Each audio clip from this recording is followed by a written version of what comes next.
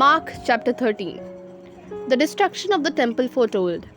As he came out of the temple, one of his disciples said to him, "Look, teacher, what large stones and what large buildings." Then Jesus asked him, "Do you see these great buildings?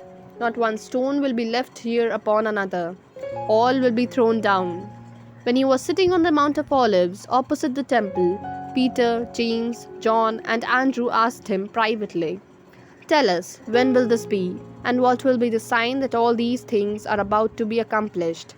Then Jesus began to say to them, "Beware that no one leads you astray. Many will come in my name and say, 'I am he,' and they will lead many astray. When you hear of wars and rumors of wars, do not be alarmed. This must take place, but the end is still to come. For nation will rise against nation, and kingdom against kingdom. There will be earthquakes in various places. There will be famines. This is but the beginning of the birth pangs." Persecution foretold. As for yourselves, beware, for they will hand you over to councils, and you will be beaten in synagogues, and you will stand before governors and kings because of me, as a testimony to them. And the good news must first be proclaimed to all nations.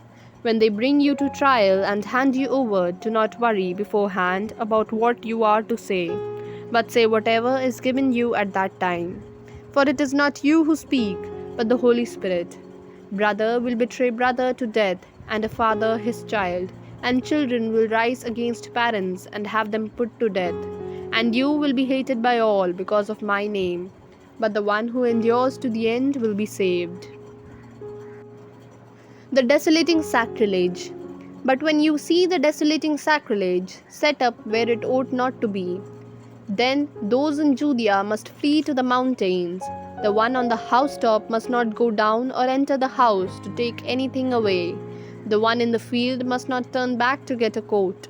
Woe to those who are pregnant and to those who are nursing infants in those days. Pray that it may not be in winter, for in those days there will be suffering, such as has not been from the beginning of the creation that God created until now, no, and never will be. And if the Lord had not cut short those days, no one would be saved. But for the sake of the elect, whom he chose, he has cut short those days.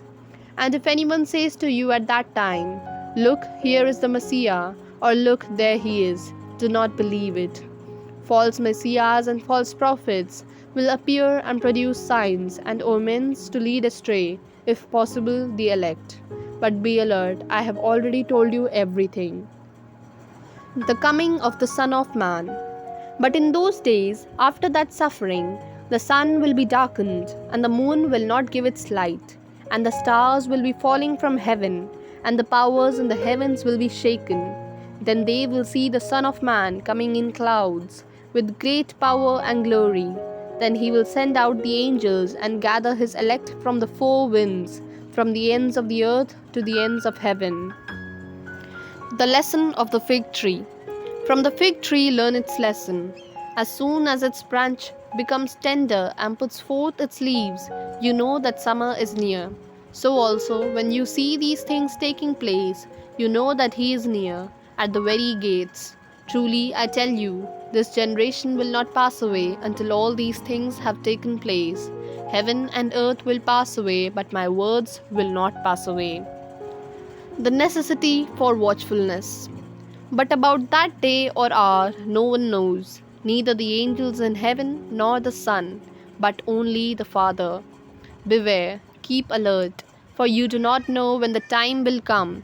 It is like a man going on a journey, when he leaves home and puts his slaves in charge, each with his work, and commands the doorkeeper to be on the watch. Therefore keep awake, for you do not know when the master of the house will come, in the evening or at midnight, or at cockcrow, or at dawn, or else he may find you asleep when he comes suddenly. And what I say to you, I say to all, keep awake.